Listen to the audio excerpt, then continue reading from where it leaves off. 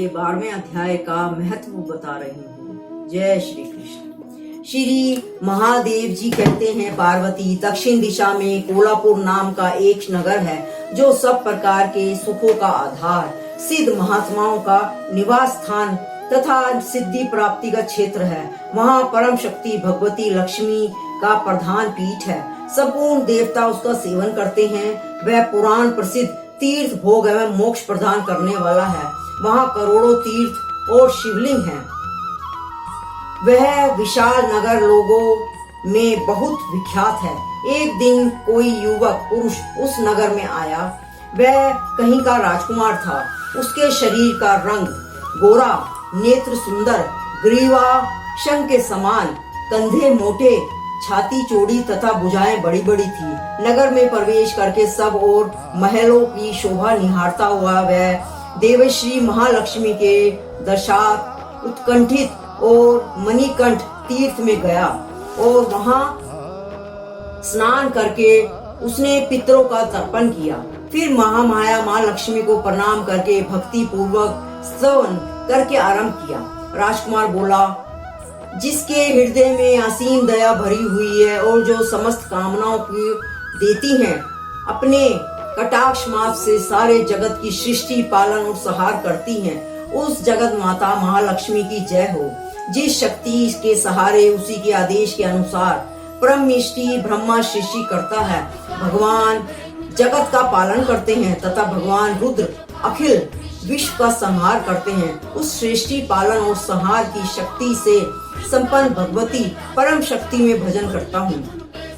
कमले योगी जन तुम्हारे चरणों कमलों का चिंतन करते हैं।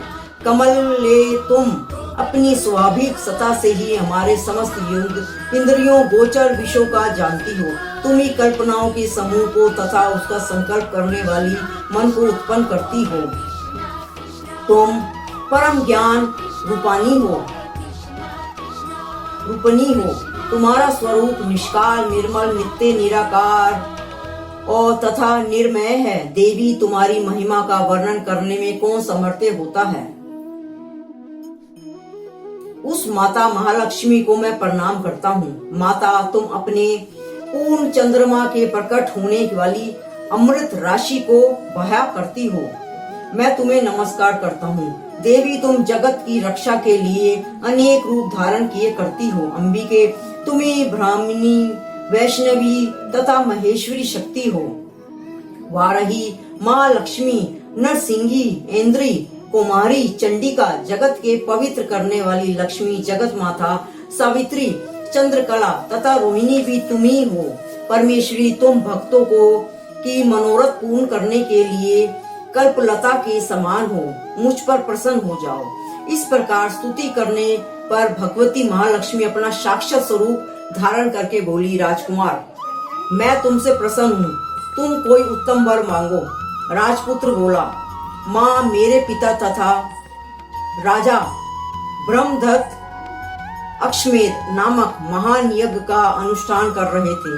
वे देव योग से रोगग्रस्त होकर सर्वगामी हो गए। इसी बीच में यूप में बंधे हुए मेरे यज्ञ संबंधी घोड़े को, जो समूची पृथ्वी का परिक्रमा करके लौटा था, किसी ने रात्रि में बंधन काट कर कहीं अन्यत्र पहुंचा दिया है। उसकी खोज में मैंने कुछ लोगों को भेजा था, किंतु वे कहीं भी उसका पता न पाकर जब खाली हाथ लौट गए, तब मैं सब की आज्ञा लेकर तुम्हारी शरण में आया हूँ। देवी, यदि तुम मुझ पर प्रसन्न हो तो यह घोड़ा मुझे मिल जाए, जिसके यज्ञ पूर्ण हो सके, तभी मैं अपने पिता महाराज का शरण उतार सकूंगा। भगवती लक्ष्मी ने कहा, राजकुमार, मेरे मंदिर के दरवाजे पर एक ब्राह्मण रहता है जो लोगों में सिद्धि समाधि के नाम से विख्यात है। वे मेरी आज्ञा से तुम्हारा सब काम पूरा कर देंगे। महालक्ष्मी के इस प्रकार कहने पर राजकुमार उस स्थान पर गए जहाँ सिद्धि समाधि रहते थे। उनके चरणों में प्रणाम करके राजकुमार चुपचाप हाथ जोड़कर खड़े हो गए। तब ब्राह्मण ने कहा, तुम्हें माता जी के ने यहाँ भेजा था। अच्छा देखो, अब मैं तुम्हारा सारा अभिष्ट कार्य सिद्ध करता हूँ। यह कहकर ब्राह्मण ने सब देवताओं को वहाँ खींचा राजकुमार ने देखा उस समय सब देवता हाथ जोड़े थर थर कांपते हुए वहां उपस्थित हो गए। तब उन श्रेष्ठ ब्राह्मण ने समस्त देवताओं से कहा, देवगण, इस राजकुमार का अक्ष जो यज्ञ के लिए निर्मित हो चुका था, रात में दरवाजे देवराज इंद्र ने चुरा कर अन्यत्र पहुंचा दिया है, उसे शीघ्र ले आओ। तब देवताओं ने मुनि के कहने पर यज्ञ का घोड़ा लाकर दे दिया। इसके बाद उन्होंने जाने की आज्ञा दी। देवताओं के आकर्षण देखकर तथा खोए हुए अक्ष को पाकर राजकुमार ने मुनियों के चरणों में प्रणाम करके कहा, महर्षि, आपका यह सामर्थ्य आश्चर्यजनक है। आप ही ऐसे कार्य कर सकते हैं, दूसरा कोई नहीं। ब्राह्मण, मेरी प्रार्थना सुनिए। मेरे पिता राजा ब्रह्मदृष्ट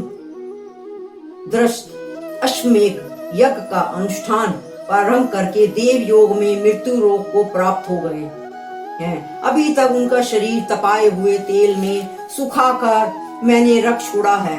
साधु श्रेष्ठ, उन्हें जीवित कर दीजिए। यह सुनकर महाब्राह्मण ने मुस्कुराकर कहा, चलो, जहाँ यज्ञ मंडप पे तुम्हारे पिता मौजूद हैं, चलें।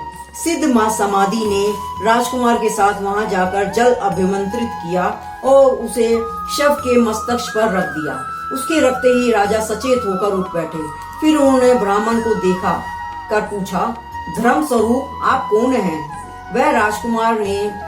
तब राजकुमार ने महाराज से पहले का सारा हाल कह सुनाया। राजा ने अपने को पुनः जीवन दान देने वाले ब्राह्मण को नमस्कार करके पूछा, ब्राह्मण, किस प्रकार पुण्य से आपको यह अलौकिक शक्ति प्राप्त हुई है? उनके यह कहने पर ब्राह्मण ने मधुर वाणी में कहा, राजन, मैं प्रतिदिन आलस्य रहित होकर गीता के 12वें अध्याय का जप करता हूँ। उसी से मुझे ये शक्ति मिली है जिससे तुम्हें जीवन प्राप्त हुआ है। यह सुनकर ब्राह्मणों सहित राजा ने उन ब्रह्म ऋषि से गीता के 12वें अध्याय का अध्ययन किया। उसके महत्व से उन सबकी सद्गति हो गई। दूसरे जीव में भी उनके पाठ से परम मोक्ष को प्राप्त हो चुके हैं। जय श्री